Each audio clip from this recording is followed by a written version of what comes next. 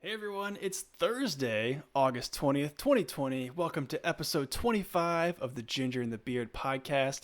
On this week's show, we'll be drinking delicious craft beers, talking a lot about upcoming fights in the UFC, discussing the resurgence of Blackberry again, VR sword fights, and a brand new action RPG that we think you're going to like. Stick around.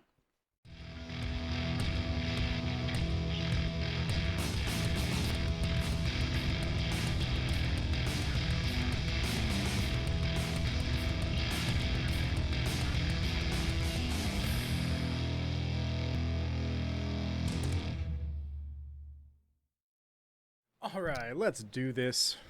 What's up, guys? I'm AJ, aka The Ginger. And I'm Reese, aka The Beard.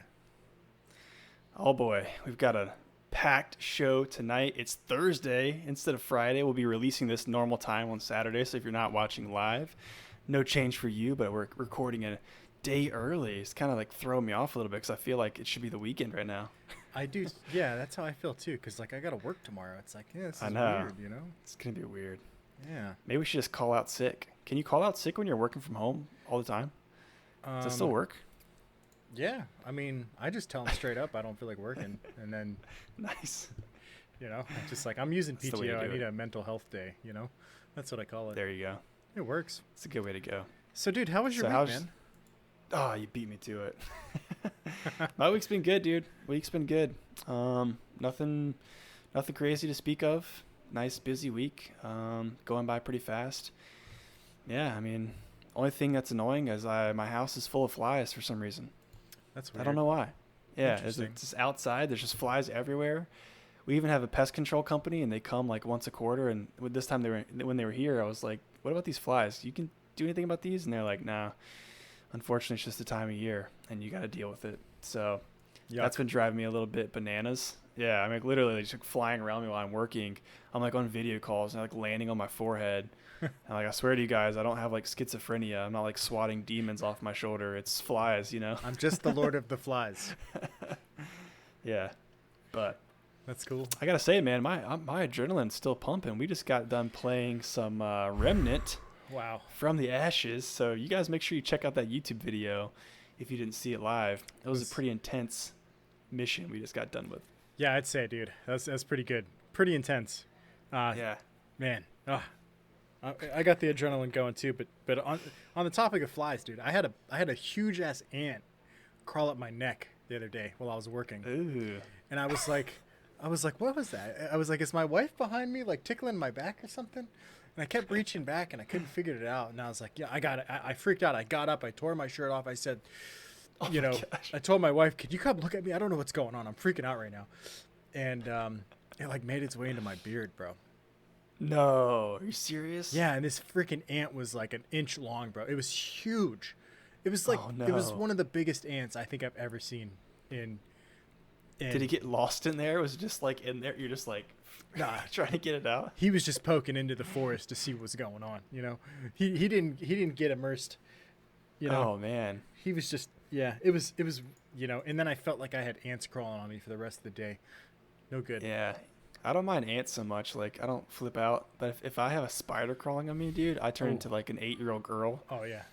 I just run up the street like screeching. Actually, I think I have a vivid memory. I think Shayna and I were already dating, so it wasn't that bad. But we were at her house, and I'm supposed to be the cool dude, right? Like not scared of anything.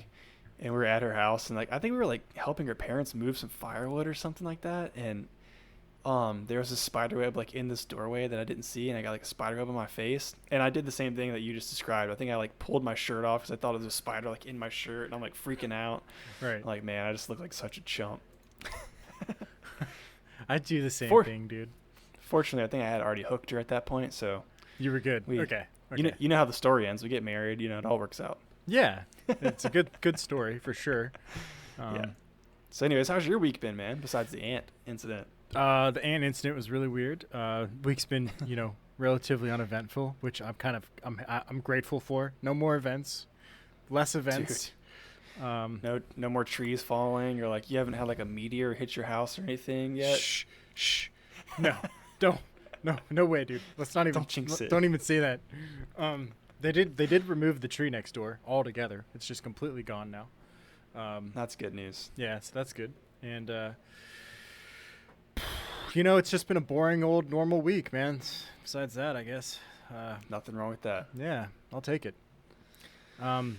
Yeah, so I guess before we start moving on, I just want to tell everybody that's watching us here on Twitch to, drop us a follow if you like what you're seeing.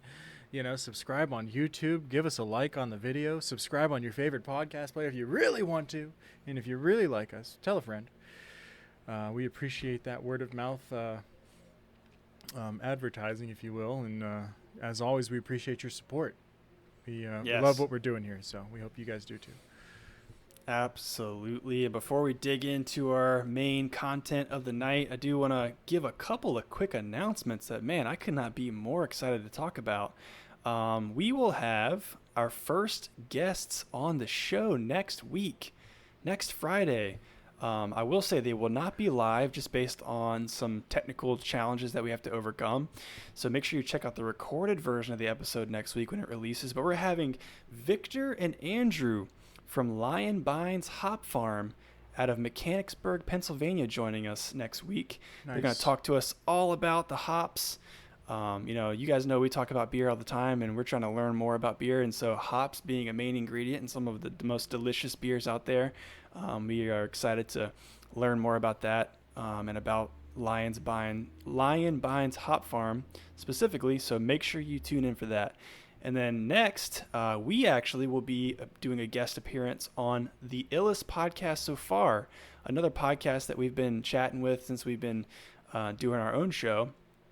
And we're doing that next Saturday. So whenever that episode releases, we'll make sure to let you guys know and point you in the direction to check that out. But we're going to go on there and talk about our show and just chat it up with the guys over there. And, we'll send it your way when it's live. Dude, can't wait, man. So excited for this. Our first guest appearance and us as a guest on another show. It's really cool, man. Really cool that, awesome. We've kind of made it this far. I think we're like 7 or 7 or 8 months in. I can't even remember right now. I think it's like 7 months. 67. 712 months in. Here we are. Finally got our first interview. Guest spot. Guest spot. Dude, I'm stoked, man. I'm really stoked. I'm excited that the podcast community has been so welcoming and just fun to be a part of. So I'm really, really excited to get this opportunity. So guys, make sure you check that out. But I'm ready to drink some beer. What about you, man? Dude, I'm so ready to drink some beer. Let's go ahead and head over to that section of the podcast. Be right back, guys. Let's do it.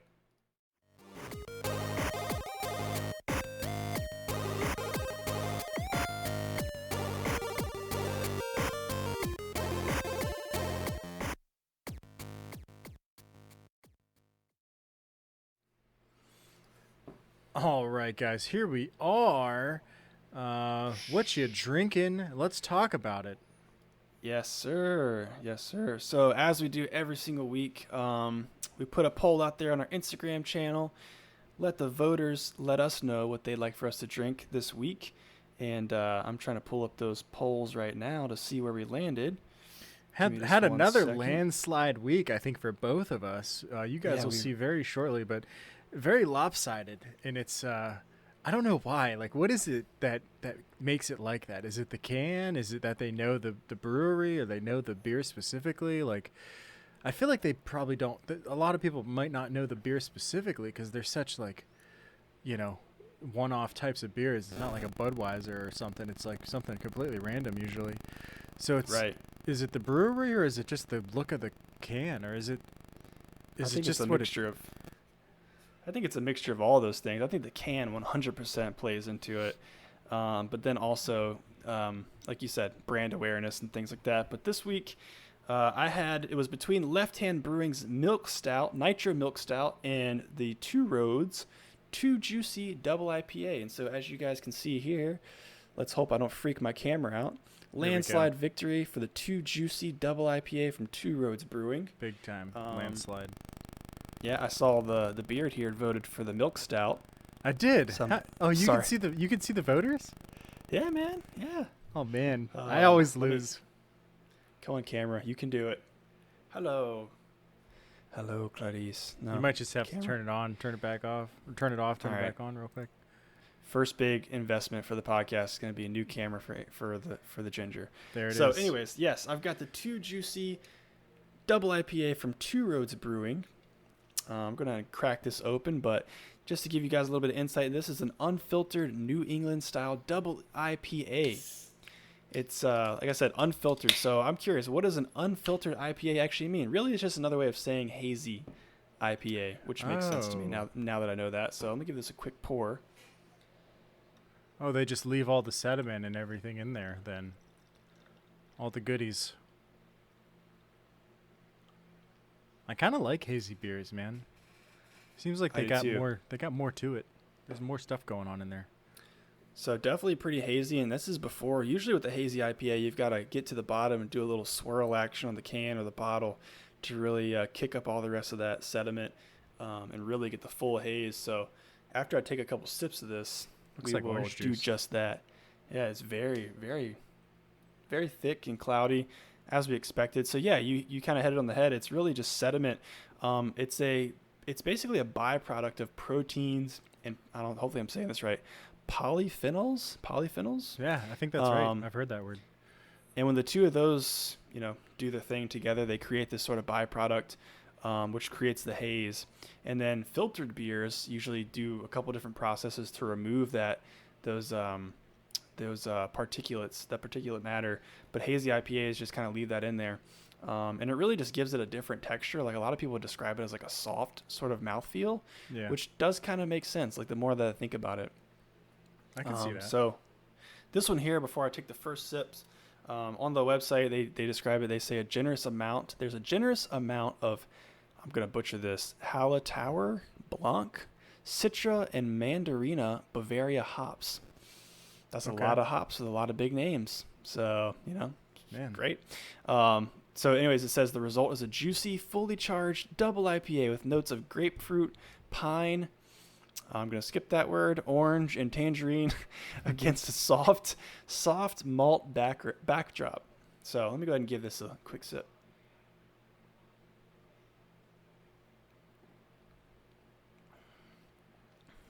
I think it's leche. That's leche. There's Or a Y in there. Or lychee. Lychee? Lychee. I don't know. Either way, that's delicious. I want to go ahead and put that out there. I definitely get a lot of the citrus flavors. Not picking up so much in the pine, but the grapefruit for sure. Definitely smooth. I do get that soft kind of feel, but now that I've taken a nice big sip of that, I'm going to go ahead and do the little swirl action here and see what kind of haze we can actually get out of this bad boy. Oh, man. You going to get more haze? Oh, my gosh. Oh, you know it. Look at that. It's kind of hard to tell since it was already pretty hazy, but Wonder if it changes yeah, that's the thick, flavor. man. Looks like Definitely could. Definitely could.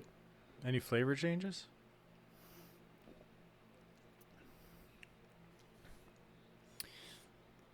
Not a ton, honestly. I'm kind of surprised there's not more head on this. A lot of these IPAs typically have a pretty large head. Yeah. I do get some of the tangerine though. I don't pick up on the malts much, and what I found interesting was reading into this is that apparently there's malts added to kind of balance out the hops. Okay. So maybe it's not particularly noticeable, but just in there to kind of tame it a little bit. But yeah, I would say overall it's a very good IPA. It's 8.2%, I believe, if I remember correctly. Highly recommend you guys check that out if you haven't already. I did see on their website, though, this is typically a limited can release, so I was probably lucky to pick this up in Wegmans. I'm surprised it was actually there. So, yeah, shout out Two Roads Brewing for a delicious brew. Good job, guys. All right, so let's take a look and see what the voters gave you this week, sir. All right, man. Pull it up for me. We got Juliet. Oh, wait. We got Juliet versus Dogfish Head Fruitful Fort. As you can see, 86% for Fruitful Fort. Man, it just got completely landslided there. And you know what I voted for, but it is what it is. So, man. All right, guys. So let me tell you real quick about Fruitful Fort, Dogfish Head Craft Brewery.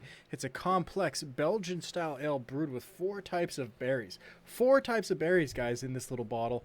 We got Yum. raspberry, blackberry, boysenberry, and elderberry. And they're telling me it's reminiscent of a jammy red wine. Kind of interesting, right? Jammy red wine. Very interesting. What's also Sounds interesting? really good. This thing's 15 to 18% ABV. Holy moly. I might not make it through the show. Dude, we're supposed to be playing Valorant after this. Oh, no. Time will tell, man. Who knows? 50 IBUs. A little scary about that. A lot of bitterness there. Wow. So you guys will see soon what it looks like. Let me go ahead and pour this sucker out, and we'll get into it a little bit more. Didn't forget my bottle opener today. Got the bottle opener. Good job. Making good decisions today. 15 to 18%. All right, guys. Here it is. Let's hope that there's no head. Stay away from the keyboard. Oh, man. Look at that. That's like, oh, jeez. It's a beautiful color. Oh, my God. There's so much stuff coming out of it. Holy it's all crap. those berries, the berry remnants. Holy crap. Now, I'm interested if you get any alcohol taste on this since it's so high. Wow, dude. This is there was a lot of stuff that came out of it at the end. That's interesting. There's no head on this. It smells like a port. You know it? It smells just like a port. That's very interesting. So it's opaque. It's very dark. As I was pouring it out, I could see like some red in the pour, but now that it's all poured out, it's just like straight brown. Just light brown, I guess you could say. And smells like a port. Cherries, definitely. Let's sip it. Whoa! Holy shit! The visual reactions. Whoa, dude. What's happening? What's going on? All right, What's going hold on. in there? One more sip here. Every week it's something more entertaining with the beers. I don't understand. Oh, it's very sweet, very bitter. Lots of berries. The alcohol is pronounced for sure. Okay. Yeah, definitely getting some alcohol on that sucker. This will get you drunk. It'll get you drunk. I'll be falling out of my chair by the end of this podcast. I'm sure of it. Yeah, I mean it's like a port wine kind of. It's like a port wine beer, which is kind of weird. It's good though. It's good. It's not something that I could see myself drinking a whole lot. This is something that I think I would have probably enjoyed more on like a really cold winter day with like a hot, like I kind of would rather have drank this warm, I think. Okay. Interesting. Very interesting. Yeah, man. That's intense, bro. Like if it does it taste like jam though? Is it jammy? Honestly, I'm not getting jam. I'm getting like overwhelming bitterness and sweetness and berries, mashed up berries just all throughout it, but I'm not getting like the real sugary sweetness of a jam. You know what I mean? Okay. I was gonna say, how about some like drinking it with like some hot biscuits, like fresh biscuits? Oh, I could see that. I could definitely see that, right? I could see eating it with, if you had this with something like salty or something to like kind of counter that out. I think that would be good, like salty, buttery, to counter out the sweetness and bitterness that's on this. I feel like that would pair well.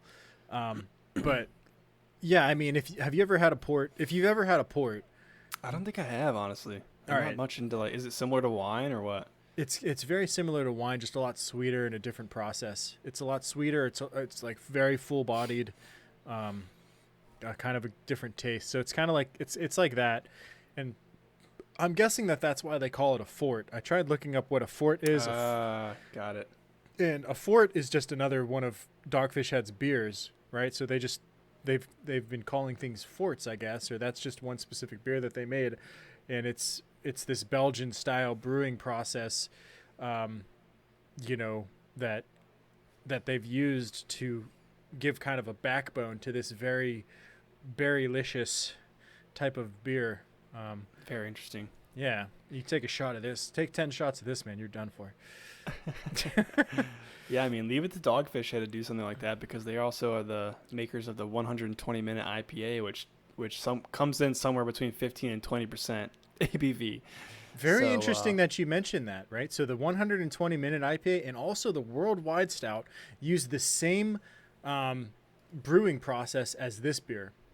Okay. Where it's like a Belgian style type of brewing process to back up very interesting flavors, whether it be an IPA, a stout, or this, in my opinion, port-like beer. Yeah. Man. Well, that sounds interesting. That was the beer. On a scale of 1 to 10, I'd probably give it a 4, honestly, in my opinion. Because it's the flavor just isn't for me. The bitterness isn't there for me. It's a very interesting experience. If you're interested in trying something new, give it a shot. Your taste buds might be different than mine. But it's a weird one. It's a weird one. So, speaking of weird drinking styles, I guess you could say this is kind of weird. Is hard seltzer weird? Do you think a hard seltzer is weird? It's kind of weird to me, man, because number one, I just don't like seltzers. Number two, I have a hard time finding a place for them in my drinking, day to day, I guess. But the only time I've actually enjoyed one is being extremely hot outside. Then I can enjoy one, but I can also enjoy a light beer when it's extremely hot outside. So yeah. It's got to be the right time of year, right? I feel it's got to be summertime. It's got to be sweltering hot, and maybe you don't want to get super drunk, and you just want to have something that's a different, kind of a tasting experience. So with that said, Brewers Publications is releasing a How to Make Hard Seltzer. It's called Refreshing Recipes for Sparkling Libations by Chris Colby. If you guys are interested in brewing this, or doing some home brewing techniques to make a hard seltzer that fits your likes, you guys should check it out. It's coming out on September 7th. It's going to be $19.95. It's the first comprehensive book that covers hard seltzer brewing. Features everything from brewing details to guidance around the differing government regulations, to even some cocktail recipes using it. So I think it's probably essential for anybody's brewing library just to have this, since it's kind of the first of its kind, and you might have some fun with it. You might stumble onto something new. Who knows? But if you're interested, guys, check it out. It's on brewerspublications.com. Just go ahead and search for refreshing recipes for sparkling libations, how to make hard seltzer. And if you make some and it turns out good, let us know. Yeah. And if you like drinking beer, then you probably like people punching each other in the face. You ready to watch? You ready to talk about people punching each other in the face? Let's do that, man. All right. Be right back.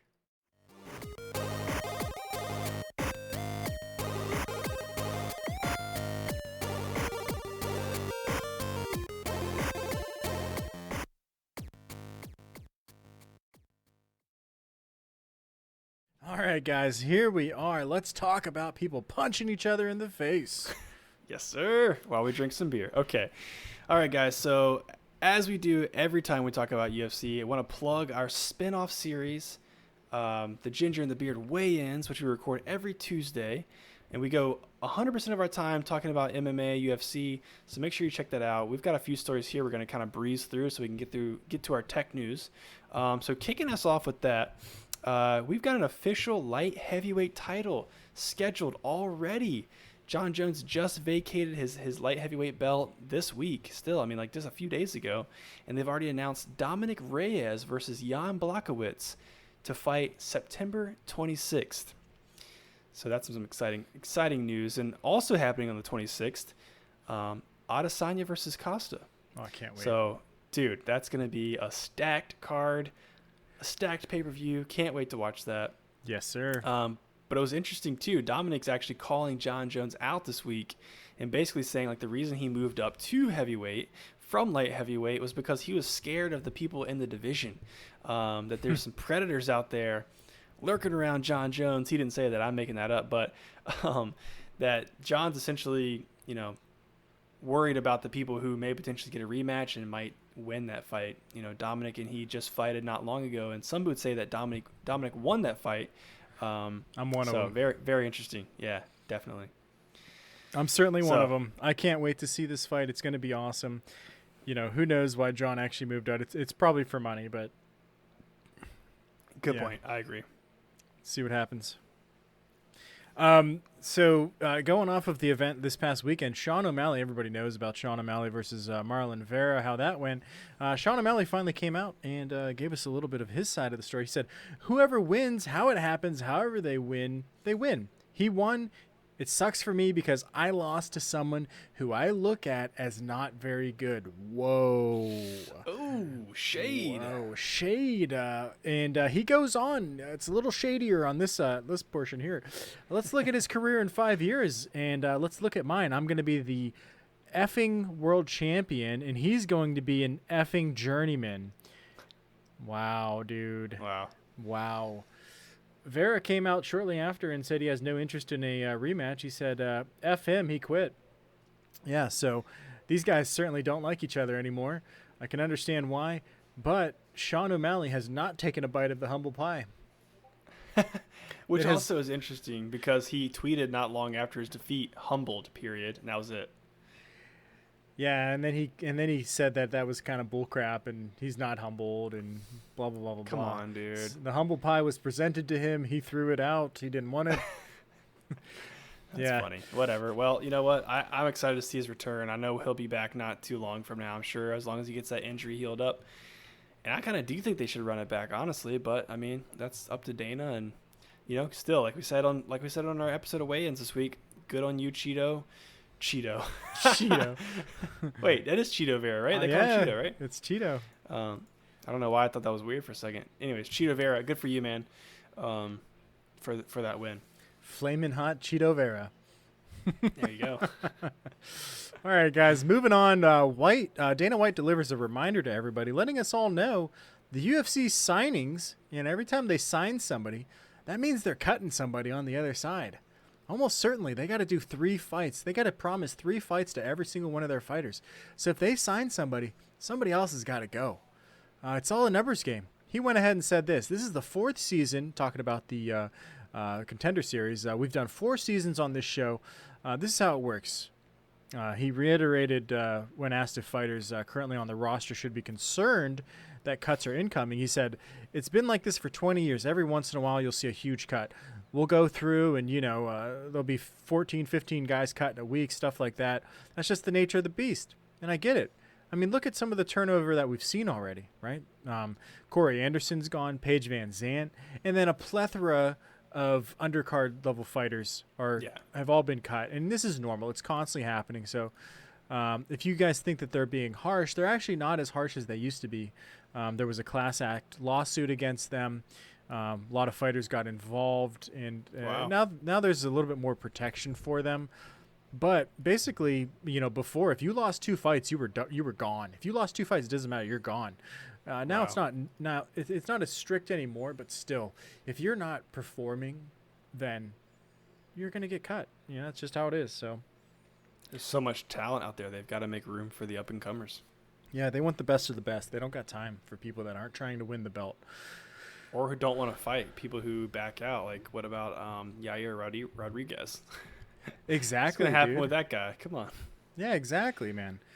Speaking of people that are no longer in the UFC, Fabricio Verdum, were you aware of this?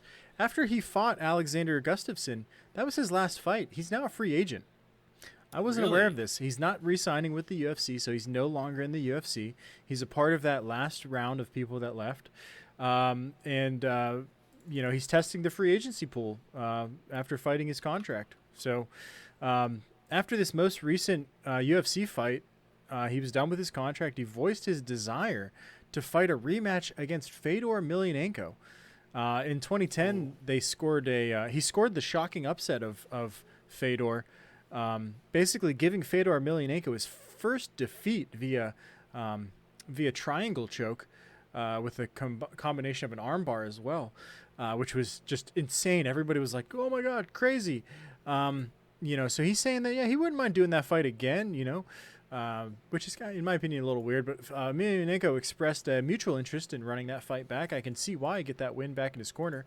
And Fedor went ahead and came out and said, for myself, yes, I would like to fight him. Whether that's a fight fans are interested in seeing or Bellator is interested in putting on, I don't know yet. But what we do know is Scott Coker, who runs Bellator, is interested. And, I'm sure he's probably going to go forward and try and get Fabricio Verdum onto the roster and get that fight going again. That's super interesting, man. I'm curious. I wonder why UFC didn't re-up his contract since he just beat Gustafsson. He didn't want to. Guess, oh, okay. He chose not to. Yeah. That makes sense. Yeah. I mean, he is getting kind of up there. Anyway, he's 43, man. He's 43. That's crazy. Yeah. And before all of this COVID stuff hit, Bellator was going to try and do like a retirement kind of like tour with Fedor and kind of give him his last couple fights and then be done with it. But then all this stuff happened. So, now here we are. And I think it'd be a cool fight to see, Fedor fight against somebody that he's lost to.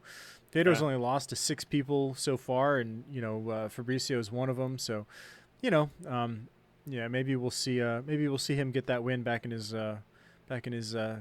column over there. So, yeah, that could be cool to see. We'll see what happens. Yeah. So I'm trying to find a way to segue. And it's kind of a hard one between these two. Yeah, if you like watching UFC, then you're probably watching it on your computer. And you know what your computer is? It's technology. Let's talk about tech. I have nothing to say. That was beautiful. I brought a tear to my eye. Be right back.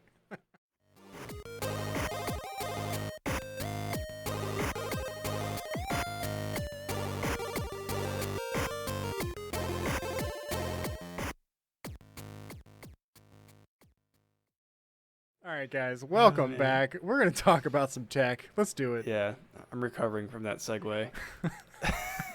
You might need some more time. It's okay. Yeah, I think we should just jump right into it. All right, so I wanted to kick this segment off just by saying there was a story that I saw that was just too ridiculous not to mention. I think it's complete, like, hogwash. I don't know the better way to say that, but I have almost no words for this, really.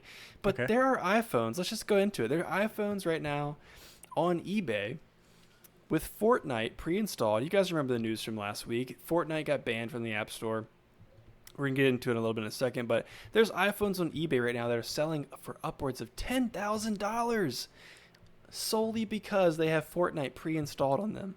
So if you're some young kid and you're like, all my friends are playing Fortnite on their iPhones and I just got an iPhone and I can't install it now because it's banned, you can go to eBay and ask your mom, can I borrow $10,000 to buy an iPhone?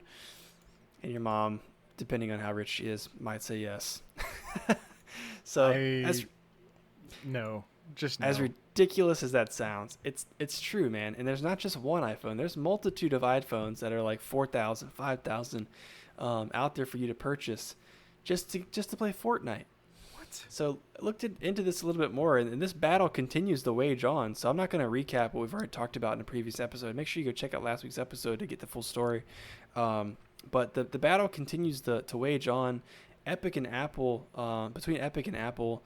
After they removed them from the App Store, Epic opened up a lawsuit. And since then, Apple has threatened to remove Epic from the Apple Developer Program, which essentially means that Epic would lose all of their resources and tools to help them develop their apps for the App Store. So not only does that affect their own games and also affect the Mac version even of Fortnite, it could also have an impact on any game that relies on Epic's Unreal Engine.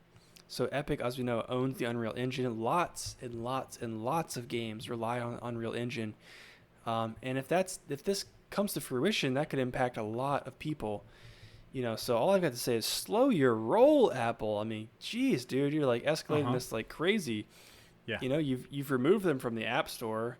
I mean, I guess they're probably pissed off about the lawsuit. Why not? But geez, you're affecting a lot of people. I've seen some headlines out there like this could be the beginning of the end for the App Store and its exclusivity that it has on iOS. To be honest, that's a fair and valid point, but I just don't think there's ever going to be an iPhone that has an alternate App Store available. I don't think it's ever going to happen. Yeah, but this could But be the beginning of the end for Apple, right? Like think about it like this, right? The video gaming industry, like you said, all of the Unreal games that are made with the Unreal Engine. If Epic decides, hey, let's put some some functionality in here that prevents the Unreal Engine from working on Mac devices, then you're going to have a bunch of people that can't play video games on Mac devices. You're going to have all these yeah, gamers out there that aren't going to be buying Mac devices. That's going to hurt Apple in the long run. it's a good point. Definitely a good point. So, very interesting. But also, if you're an Android user, you can still install the game. As far as I'm aware, you can still install the game just through Epic's third-party launcher.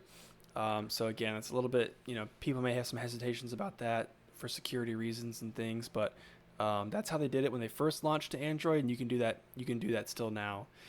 So if you're in the market for an Android phone, starting early next year, we've got some good news. Not really good news, not really bad news. BlackBerry, as we mentioned at the top of the show, BlackBerry just won't die. They won't die. In a new press release, another company called Onward Mobility has announced that they're going to try to bring BlackBerry back with the physical keyboard, running Android, and with 5G. Reese, were you a BlackBerry user ever? I had the little scrolly wheel, sure. You did? Oh, I'm so jealous. Okay, so BlackBerry's in their prime. I was in college, and I was definitely jealous of everyone sitting around me in class who had their little scrolly wheel out, their little physical keyboard. I think at that point I was still using like a Motorola Razr, the little flip phone. I definitely wasn't even into smartphones at that point. Oh, don't get me wrong. Mine was a hand-me-down from my mom. I was using the Razr most of the time. I caught the back end of it. Yeah, man.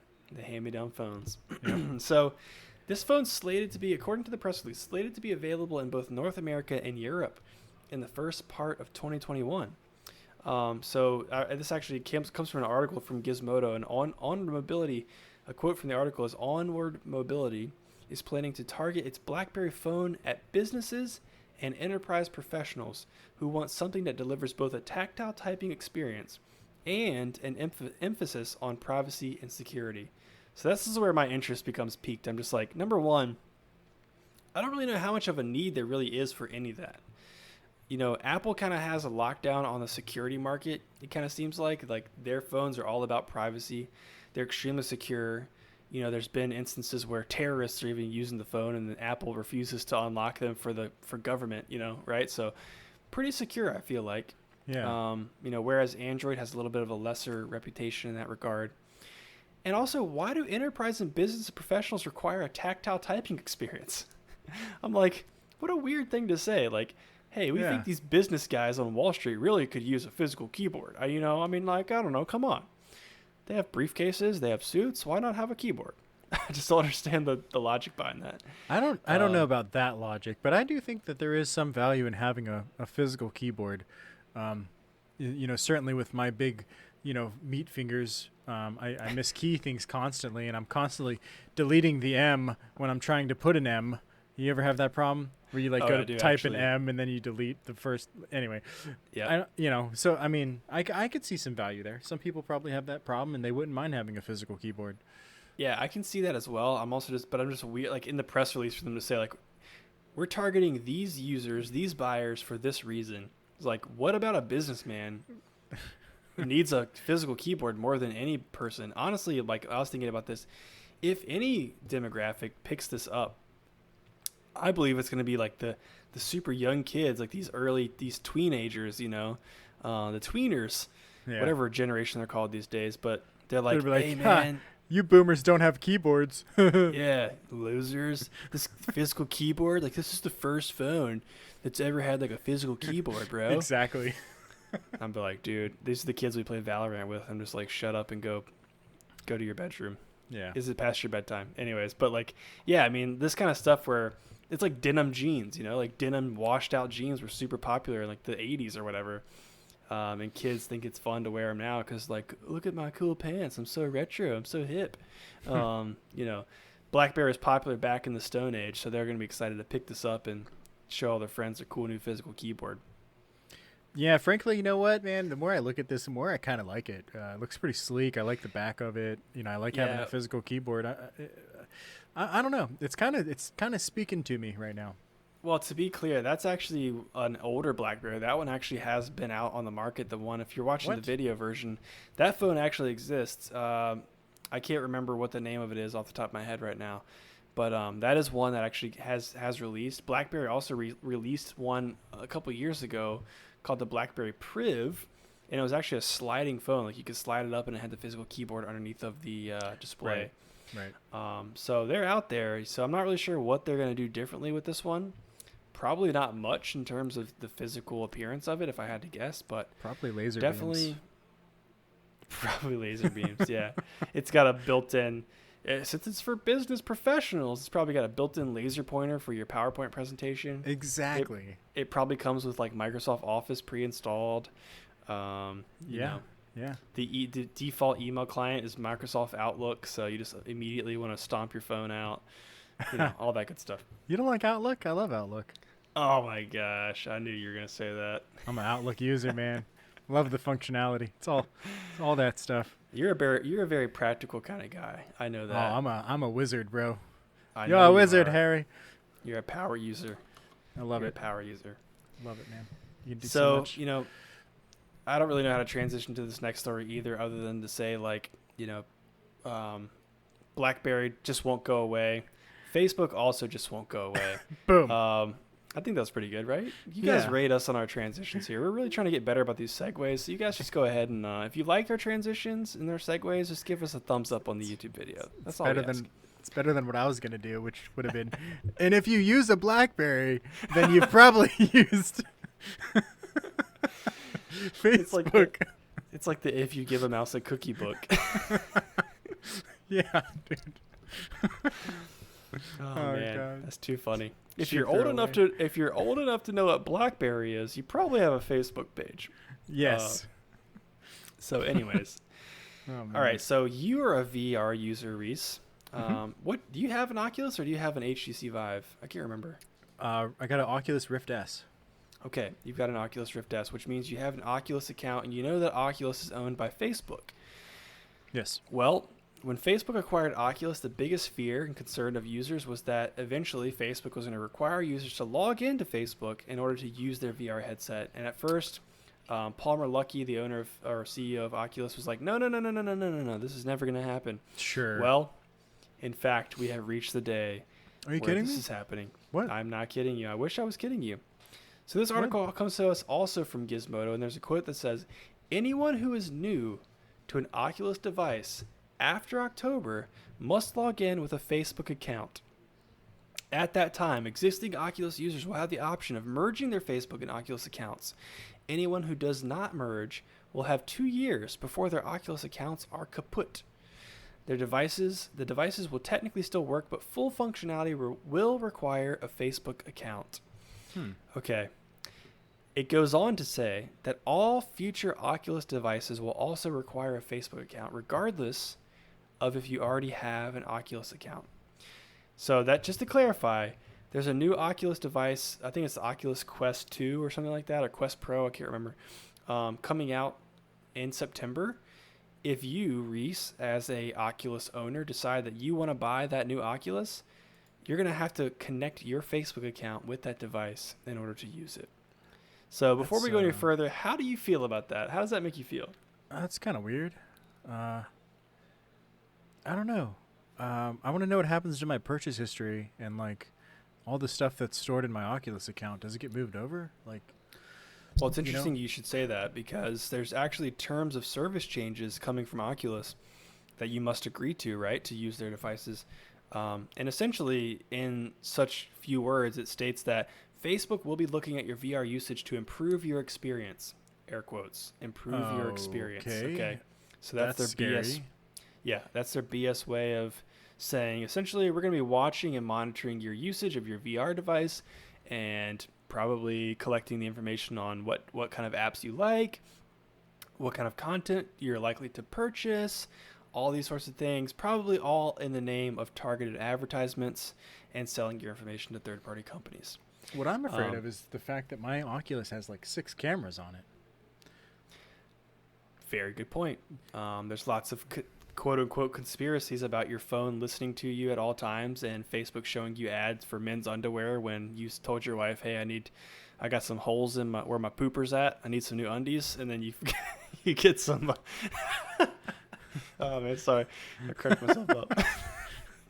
Wow. I didn't know you were going there, but okay. I just took it there. When you tell your wife you need some new undies, you start getting ads for undies on Facebook. So, I hate to think about dystopian futures, but if you're living in a VR environment and you start getting pop-up ads for all kinds of crazy stuff, you can probably think Facebook, Yeah, that's what it is too. Yeah, so my personal opinion is we should fight the power on this one. This is just taking it too far, I believe, but I don't think it's going to slow anything down, to be honest. I still use Facebook on my phone.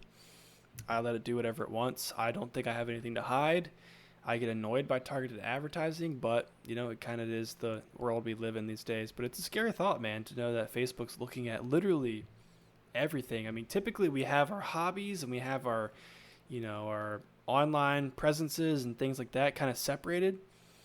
But to have Facebook digging into what kind of games do you like? What do you typically buy for, DLC content? What kind of characters do you usually choose? And using that to build an even more detailed persona of who you are online to send you advertisements is just a scary world. Yeah, it is. I agree. I'm more worried about them, like a Russian hacker getting into my Facebook account, being able to see what's around me, find where I live, and find credit card information or just like whatever, man. I don't like it. It's not secure. But I am a VR user, and one thing that certainly interests me in the realm of VR is haptic feedback, right? So haptic feedback is basically when you kind of like reach out and you get some some kind of like physical feedback. Like think about like a controller, right? When you were playing on your PS2 back in the day and your controller would shake, that's haptic feedback, right?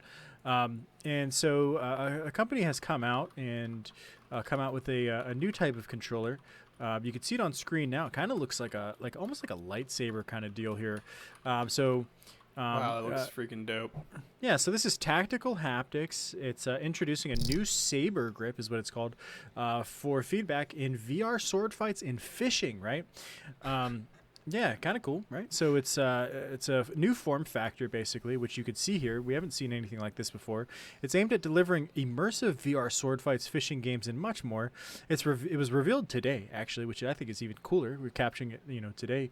It's shaped a little like a sword hilt and features the same haptic actuation as seen in the company's other controllers.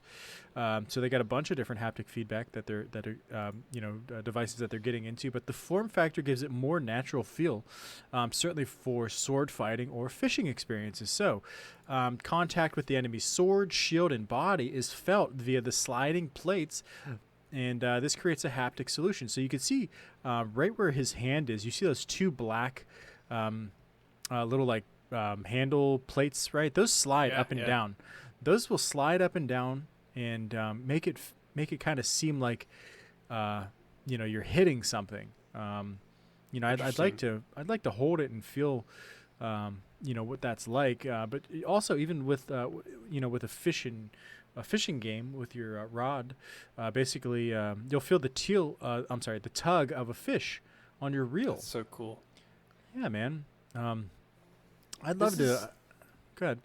I was gonna say, this is exactly what I've been talking about over the last couple of months when we talking about VR. It's like this is kind of what I've been waiting for with VR. It's like I don't think I can be fully immersed unless we have some tools like this that really make you feel like you're holding something. So if you clearly are physically holding something, that's next level, man. Right. I really like to look at that thing. Yeah, and if it's doing more than just shaking in your hand, because like the controllers right now, they'll shake and all, and that's great. But right. if I had a chest piece on, if I had one of those treadmill type things underneath me, and I had one of these in my hand, it would feel a lot different. So yeah, it'd be cool if it has. Does it say that it has? Not to put you into the spot, but does it have like some sort of weight to it? Like, I mean, I'm sure obviously it's got. It doesn't some weight state that explicitly, so no, I don't know that.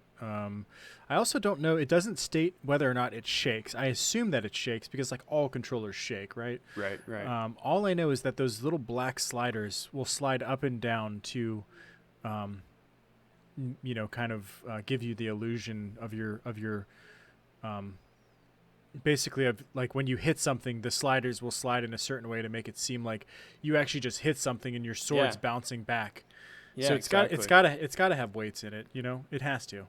Yeah, of course. It'd be so cool to see something that's got like adjustable weights too. Like a fishing rod's obviously lighter than a knight's sword, Right.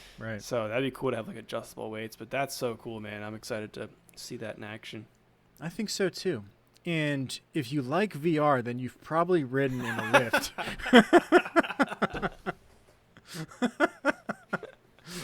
There's no other way. There's no other way to segue into this. The generalization's just so good. I don't think there's no way that I could have done that. Anyway, guys, it should be like this. It should be if you've used VR, you probably live in California. If you live in California, you've probably taken public transportation, probably used Lyft. Boom, dude. Boom. I couldn't have done it better. I couldn't have done it better. So bad, so good. So if you guys have been following the news, there's been some orders, basically changes in law that's requiring Lyft and Uber, specifically in California is what I'm talking about right now, to classify drivers as full-time employees rather than independent contractors. What does that mean? That means that Lyft or Uber would have to cover their health insurance benefits. They would basically have to do a ton more. There would have to be like HR departments and all this stuff to protect them, right? And Lyft's saying, okay, well, if you're going to do that, then we're just not going to operate in California anymore, which really screws the people that are in California working for Lyft. It really screws them over. And so they appealed. The appeals court is granting Lyft and Uber a temporary. This is today, as of today. As of 3:45 today, they got granted a temporary reprieve, extending the time before the companies will be expected to comply with that law. So that law is going to go into effect. It's supposed to protect those drivers. Now, you would assume that all of the states would follow suit, and then Lyft and Uber would have to make this happen. What's that do? That is going to shoot up the cost of a ride. What's that mean? That means that you're probably going to start using taxi drivers again because it's going to be competitive once more. The reason why it's not been competitive and you haven't seen taxi drivers out there is taxi drivers are not typically independent contractors. They're employed by that taxi driving company. They might not even own the vehicle, right? Yep. For Lyft and Uber, you own the vehicle. You're a private contractor. Lyft just pays you a little bit of money on the top. So it's kind of it's a very weird kind of battle that they're going into right now. But you might see more taxi drivers coming back. Who knows? Well, good for them. It's kind of a bummer for the people. I think Lyft and Uber are it's like a bubble right now. There's probably a reason we haven't seen more companies come out and try to do the same sort of thing and have more competition, but they face so much backlash for things like this, like these little legal things that just cause them so much heartache. It'd be cool to see them come out. And I mean, why couldn't you just have, Uber supplied vehicles, Lyft supplied vehicles, and do all those things, insurance and things like that. I know because I have a wife who works in a personal injury law firm that there's some really crazy legal stuff behind the scenes. Like if you're in an accident with a Lyft driver, like there's not really clear-cut laws in regards to whose insurance covers what and things like that. So just stuff to be wary about for sure. Oh wow, yeah, that's really weird, and I just feel like it's just kind of a gray area that we need to get figured out. And if they did all the things like you just mentioned, they would just be another taxi company, basically, just a very big one. But yeah, big. They're definitely leaps and bounds ahead of the yellow and black cabs you see riding around. There's no app as far as I know, no apps to be able to hail a taxi. Maybe you can call a phone number, like that's a thing. But you know what I mean? It's a little bit more technologically advanced using a Lyft or an Uber. Yeah, that stuff's so old school at this point. All right, so guys, we've talked about the UFC, we've talked about some beer, we've talked about some tech. It's time to talk about some video games. Be right back. Let's do it.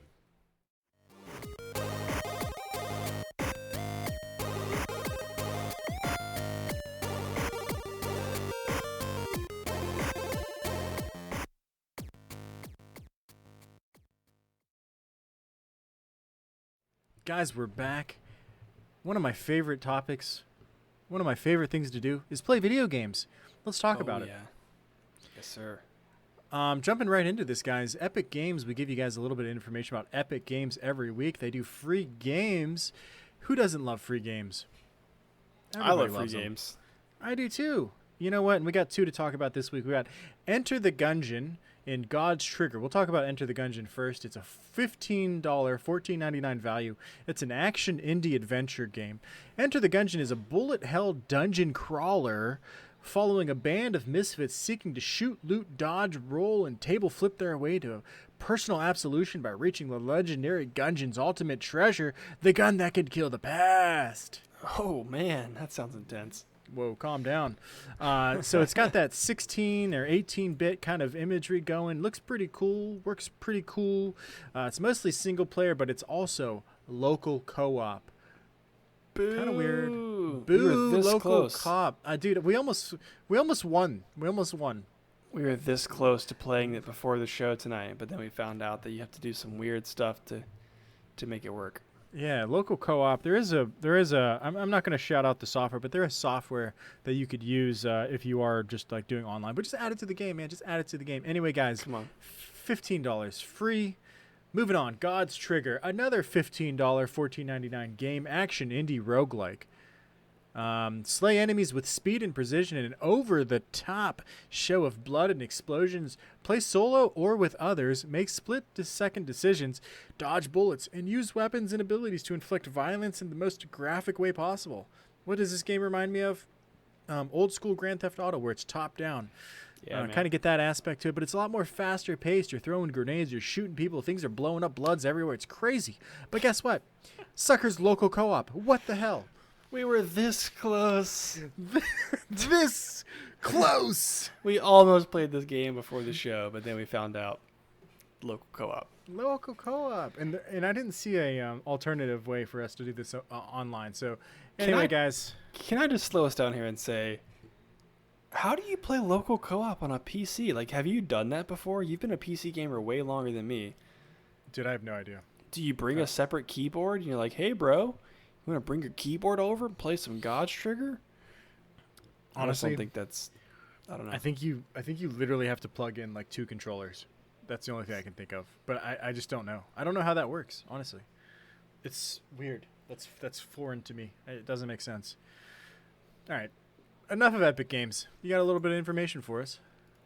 Yeah, just a quick call out here. NVIDIA.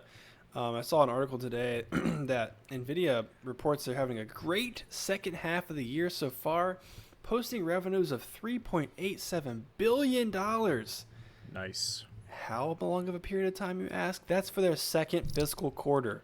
That's crazy. So for one quarter, they made almost $4 billion. So CEO Jensen Huang attributes the growth to the pandemic, which has seen gaming become the most popular form of entertainment. And he makes a good point. There are so many different ways to enjoy games. He mentions how people are using games to enjoy other forms of media even, including those Fortnite concerts that are happening and people are attending quote unquote live. So that's pretty interesting. I mean, gaming, it's this obviously the pandemic sucks. It's not anything we would have wished on anyone. But it's been impressive for gamers and for the gaming industry. It's been a good thing. We've seen a lot of good growth. That's crazy. I didn't even know that was a thing. Yep, absolutely. And then moving on, Activision is actually teasing a new Call of Duty Black Ops Cold War. No shit. I'm going to go ahead and just start out by saying I don't know anything about history, guys. I didn't pay much attention at all in most of my high school career. I'm surprised I made it out of there. But I started trying really hard in college. The game's going to be inspired by actual events, so actual Cold War events. There's actually a teaser video out right now. That's all we've got to look at right now is a teaser video. It features a real speech by a KGB defector and may involve an actual Soviet spy who the CIA has documentation of potentially being involved in stealing nuclear secrets from the U.S. This is a real person they're referring to. So it's not clear if you get to play as that person or you just interact with that person at some point during the campaign. But we'll know more at August 26th. The official release of the game is on that date. And until that point, this is kind of all we know. So stay tuned for more on that. That's pretty cool. God, Yeah, ton definitely. of Call of Duty games, man. So much. Speaking of video games, we got a video to show you guys real quick. So it's on the screen right now, guys. We got a gorgeous action RPG Black Myth Wukong revealed with an extended gameplay trailer. On the screen right now, you're seeing 1 minute of a 13-minute gameplay trailer. Go ahead and check it out on YouTube if you want. Black Myth Wukong on YouTube if you want to watch the full 13-minute gameplay trailer. It's an action RPG based on classic Chinese tale Journey to the West. I know all about this. Has been announced for consoles and PC. If you know about Goku, actually Goku's based on the character Wukong and plenty of other characters. And plenty of other characters based on the character Wukong. If you want to go check out the folklore, it's actually pretty cool. Wukong and his brother. You know what? I can't think of it all right now, but they ride around on the Nimbus cloud, and they have this extending stick. And you got to go watch the movie Journey to the West.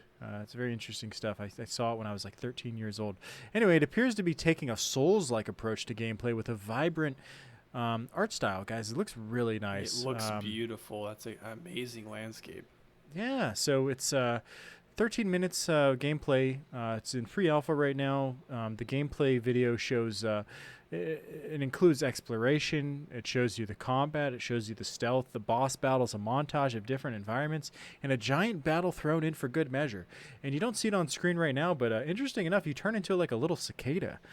To go into stealth mode, you turn into a cicada and you fly around enemies. So you'll see that in the video as well. Guys, it looks really nice. You should probably check it out. Yeah, I'm looking at this video right now, and I'm like, damn, dude, I kind of want to play that game. I do too, man. Very it's on nice. PC. It's going to be on PC, so I want to check it out. Maybe Epic will give it to us for free one day. Yeah, 2 years from now. Many years in the future. Yeah, wouldn't mind that. Yeah, for sure. All right. Well, I think that takes us to about the end of our show. We don't have a shout out this week because I do want to reiterate the fact that we will be having our very first guest on next week. Again, that's Victor and Andrew from the Lion Binds Hop Farm. Next Friday. It won't be live, so if you tend to tune into our show live, I would say definitely check out the recording on YouTube or whatever podcast app that you like to listen to podcasts on. And then also we will be doing a guest appearance on the illest podcast so far, the day immediately following that on Saturday. I'm really excited to talk to those guys and kind of learn a little bit more about them and talk about our show. And we hope you guys tune in for that, and we'll definitely share that episode when it goes live. Super excited, guys. Check it out. I'm excited. We're going to have a great time. We're going to learn. We're going to have fun. We're going to talk about whatever we feel like talking about, mostly beer, I'm sure. And it's going to be a lot of fun. So, guys, come check it out. Yes, definitely. So, again, before we close out the show, we just want to remind you guys, if you do watch here on Twitch, make sure you go subscribe to us on YouTube, on Apple Podcasts, Spotify, Google Play. I think we may even be on Amazon now. I think you can listen to Amazon podcasts. I'm not really sure, honestly. Cool. But wherever you prefer to listen to podcasts, please do give us a subscribe. And the best thing that you can do to help us grow this show is just share with a friend. Tell somebody that you know who's interested in craft beer, UFC, technology, or video games to listen to our show. That's what helps us kind of grow. And we appreciate you guys being here as always. And we look forward to next week where we've got more stuff to talk about. A lot of fun stuff coming up, guys. We'll see you next time. Have a good night. See ya.